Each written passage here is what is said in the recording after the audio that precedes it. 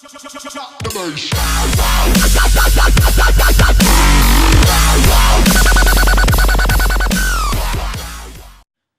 up, everybody? This is Jay with GameLab, bringing you another gameplay commentary today. Today we're going to be featuring my friend stickyspree13. Now, Sticky I actually met on Twitch TV, and for those of you who don't know what Twitch TV is, it's a pretty cool gaming website. You can go on there and watch pros stream their live content, and there's also some amateur players on there. It's a pretty cool website. You can meet some pretty cool people. Just go in there, check it out, get in the chat room, maybe you'll see me because I'm in there all the time. So I met Sticky on there, and I told him about Corbin and I starting this gaming channel. I said, got any good gaming, gameplays or whatever?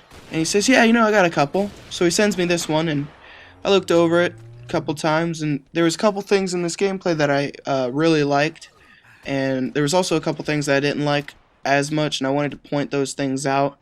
I'm not a pro player or anything even close to that by any means, so I'm not really one to judge, but I do like giving my 2 cents, so if anybody out there wants to correct me, feel free to in the comment section below. Right here, he does a really good job at realizing that standing on the other team's main ramp probably isn't the best position. It's overextending a little bit, so he gets back and stays alive. And then right here, he does a really good job at utilizing that jump up rock to angle himself away from the enemy to stay alive, so he can make his way back to the hut here, let his shields recharge. That guy stood no chance whatsoever. He had no idea that Sticky was going to be hiding there with the sniper, so Sticky just gives him the quick one to the body and then give him the melee. So he's going to grab the health pack here and blame that dude in the face. And then Sticky realizes, he looks over, he sees the time, realizes the sniper's going to be dropping here in about 4 seconds. Sees his guy over here, jumps on top of his head, steals the ammo. Good heads-up play there. Also kind of funny. If I was the teammate, I probably would have been kind of ticked taking my sniper.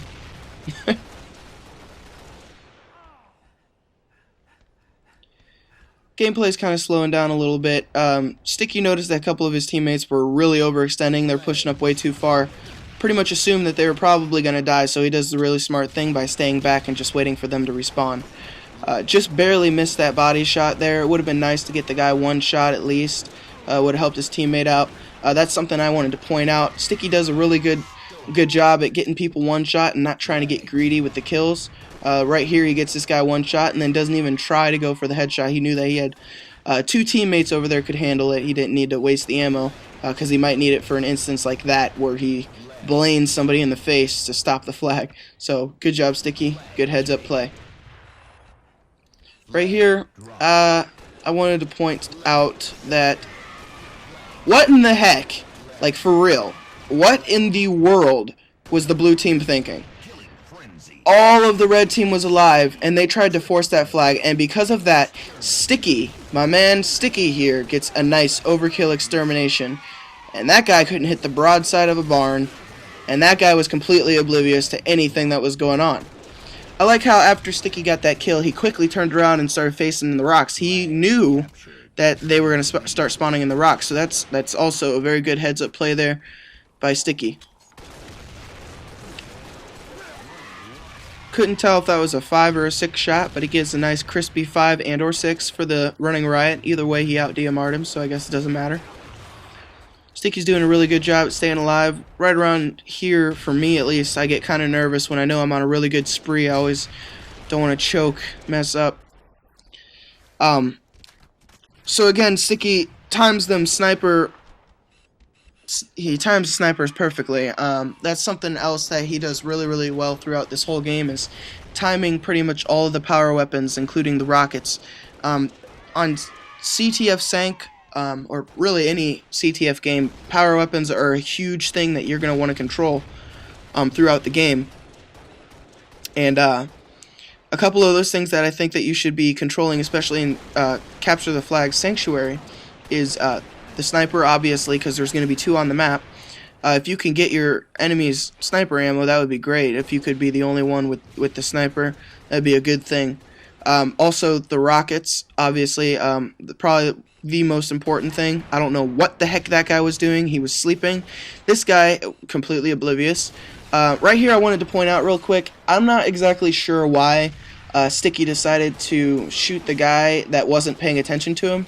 If it was me, I would have shot the guy who knew I was there and probably was going to turn around and kill me. But either way, he does a really good job at staying alive to get the 2 nice no-scopes there for the double.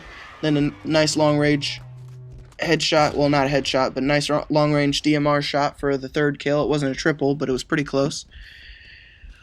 Gameplay is slowing down just a little bit, but that's good. That's smart. You don't want to try and force anything. That opens opportunities for the other team to get a counter cap. Plus, Sticky's on a crazy spree right now. He's on a roll, so we don't want to go in there being stupid and give up a stupid death. So he notices his teammates, a couple of his teammates go down there, so he needs to stay back. There ain't no way he's going to be pushing up right now. He wants to try and get everybody one-on-one. This guy, he gets kind of lucky because he gets this guy on one-on-one. If that was me, I probably would have been unlucky enough to where there would have been 3 guys on my face shooting me. So he gets a nice back smack there for the Rampage. Unfortunately, he's got some douchey teammates who decide that they want to betray him for the sniper and now the rockets that he acquired. He gets a nice nade to the back by his own teammate, unfortunately.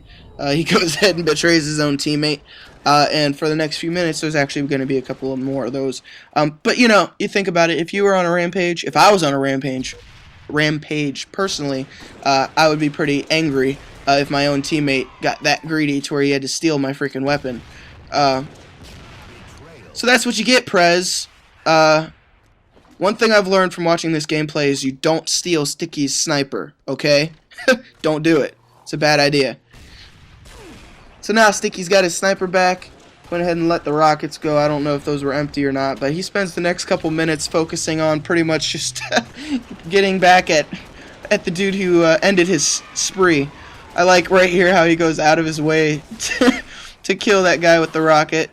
I don't know if it was worth it to Sticky to die there, but it was worth it to me as a viewer to watch him die there. It was worth it. Good job, Sticky. I'd have done it too. Lays down a couple good nades here. Takes out Prez again, and I'm not exactly sure why Prez hasn't booted him yet, but if he would have, then we wouldn't be watching this gameplay right now, so we'd want to thank you, Prez, for that at least, for being a douche. We thank you. So the gameplay is getting a little unorganized. Sticky's not exactly focusing on the objective as much right now, just because he had to spend a little time getting back at his douchebag teammate. But now he realizes the blue team's kind of pushing into his base a little bit, so it's time to get focused, start slaying some people. He sees that guy ring 3, but he decides not to give away his position, at least not till after he gets the sniper rifle. Smart play. You always want to you want to stay hidden as long as possible until you're in a good position at least. So now he's in a good power position in the hut. I don't know if I've talked about it before, but the hut is a great position to be in. There's a lot of choke points going into the hut, so if you're in the hut, you're pretty safe as far as people being able to flank you or, you know, getting to you without you seeing them first. Nice nade, nice 2-shot there. I don't know about you, but that shot right there looked really close to the shoulder. At least could have got a body shot off, but I guess not. Bungie decided to rip him off on that one. So close, inches away. But here's the blue team again trying to force this flag. So right here, I wouldn't have been very nervous. Doesn't look like Sticky was very nervous either, because he knew that the rockets were going to be dropping in a matter of seconds.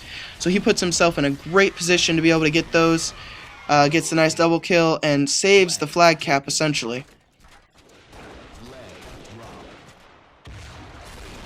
That would have been a waste of a rocket in my opinion. You had 4 guys alive, so I would have just let that guy go ahead and kill the flag carrier, and tried to at least come up behind him or call him out to someone else. I wouldn't have wasted that rocket right there. That's just my personal opinion. You can do whatever you want. Like I said, I'm not a pro player, and I'm not really one to judge. I'm just giving my own personal opinion. Nice long range 5-shot there. That guy had no idea what was going on. And another sleeper. See, something I wanted to talk about really quickly is people who play the game and don't care enough to consider the fact that other people might actually want to win. So they're whatever, they're not there when the game starts or when the game is going on. They don't pay attention at all. And it affects you. It affects your teammate. Right there, I wanted to point out, unfortunately, they got a split spawn. Sticky was in a great position as far as being able to monitor the other team's spawns. But unfortunately, because of his teammates' positions, it influenced the blue team, which caused them to have a split spawn, which made them spawn in the hut. So this game's coming to a close. I wanted to thank you all for watching, and I wanted to thank Sticky for sending in this gameplay. This has been Jay with GameLab.